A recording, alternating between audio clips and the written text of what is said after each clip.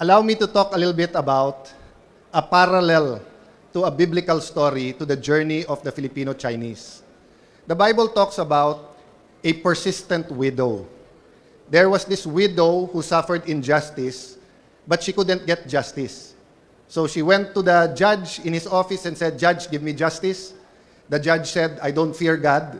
I don't fear people," did not listen to the widow. So the widow went back day after day after day. She was not listened to. So he went to his house, probably talked to his wife, probably waited outside and told the judge, "Judge, please give me justice." Because she was so persistent, the judge finally came out and said, "I don't fear God nor man. But because you are so persistent, dahil ang kulit-kulit mo, tell me what I can do and I will give you justice." Growing up in the 1980s, talking about the American dream, I did not really feel that in the US. My mother's American. But I did not see the possibility of an American dream here in the Philippines. But any one of us who had a Filipino-Chinese friend had that story of someone coming from China in the 50s, 40s, or 60s, wearing plain jeans, a plain white or black t-shirt, maybe a jacket, slippers, starting in a restaurant, in a hotel, maybe sa City Hall ni Mayor Isko, starting in a manufacturing company, after 5 years, nakabihis na, medyo nasa supervisor na. After 10 years, manager na. After 25 years, siya na ang may-ari ng kumpanya. That was my impression of the American dream growing up, looking at the success of the Filipino-Chinese. Maybe at this time, I just want to acknowledge Dr. Lucio Tan, of course, the Chairman Emeritus of the Federation. Mr. Victor Lim, thank you very much, sir, Mr. President, for the invitation.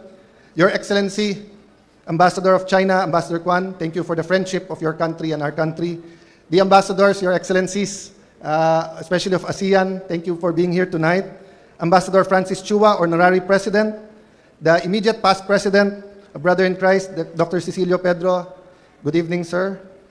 Mr. Angel Ngo, Tito Angel, Honorary President. Domingo Yap, Honorary President.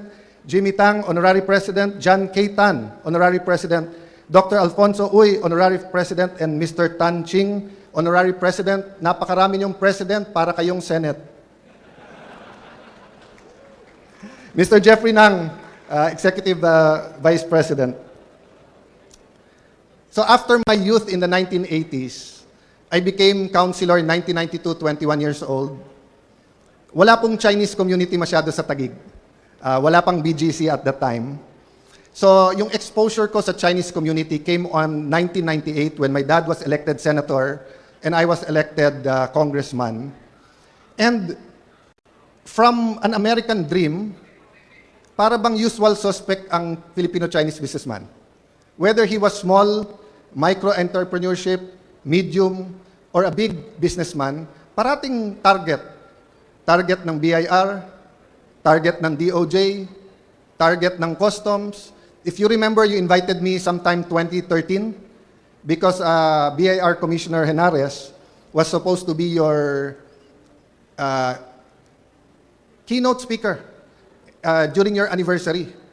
But instead of congratulating you, if you remember, she scolded you about paying the right taxes. And when she left, I think I was there the next day, some of you were telling me, "Sir, why is the BIR scolding us?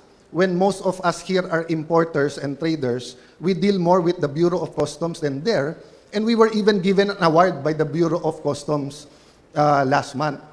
So my point is perception and reality. After I was told that, sabi ko, bakit hindi niyo ako ini-invite?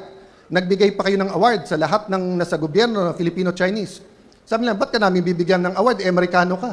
Amerikano nanay mo. Sabi ko, my grandfather, Blas Luna, is Chinese. His daughter, Juliana Luna, is half Chinese, which was my father's mother. Kaya kami nagkalupa sa Pateros because my great-grandfather was a Chinese surveyor. Again, perception and reality. Sometime in 2018, President Xi Jinping visited the Philippines. It was announced that it is the golden age of the relationship between China and the Philippines. I'm not a man of regret. Just like Mayor Isko, we face troubles every day, see where God brings us, and try to do our best. Di ba, Mayor? Ganun yung buhay eh.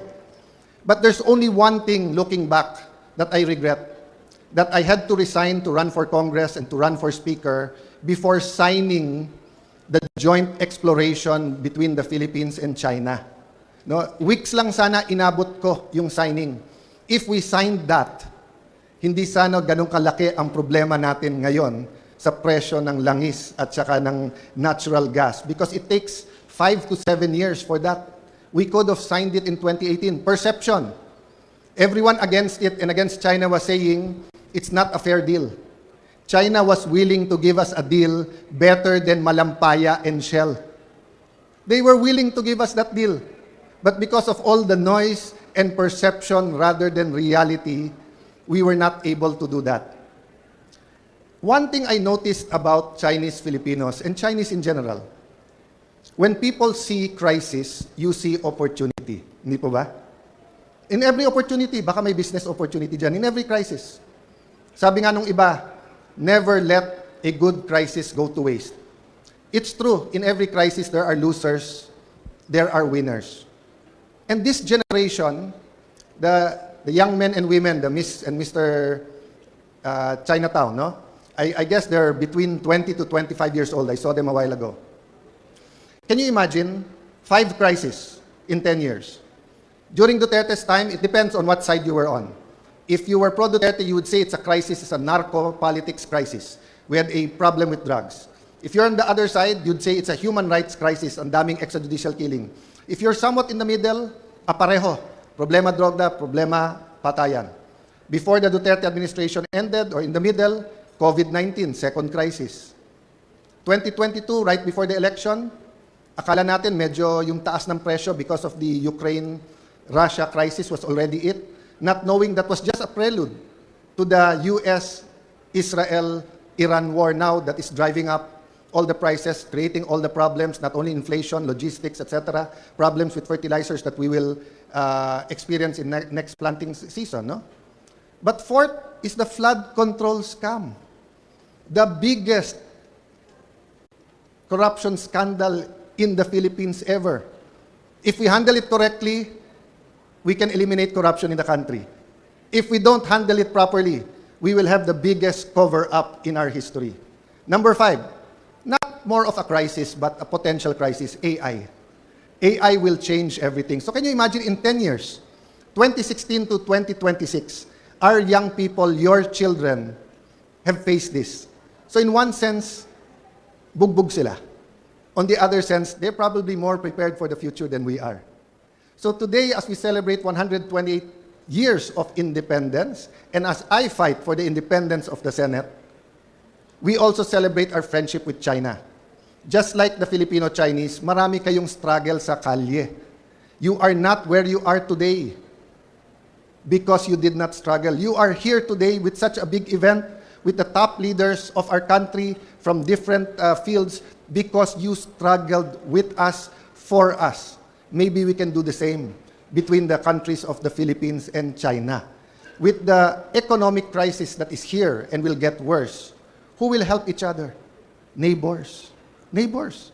We have real problems with China in the South China Sea. But we also have real projects of friendship. When we had a problem in Marawi, China had to retool their armory or their factories for guns because we requested guns and they were not making those type of guns. They helped us during our time of need. So, you know, it's not about being pro-US or being pro-China. It's about being pro-Philippines and saying all of them should be our friends. We should not have enemies. And that is what Filipino-Chinese is about. You don't want enemies. But whether it's in business, whether it's in government, somehow enemies just come along. Believe it or not, I'm more diplomatic, but somehow trouble finds me. But I'd rather be nowhere tonight but then celebrating with you because through your achievements, each and every table here, I see there is much hope. So again, thank you for this opportunity. Mabuhay ang Filipino-Chinese, mabuhay ang relationship ng ating mahal na bansang Pilipinas and China.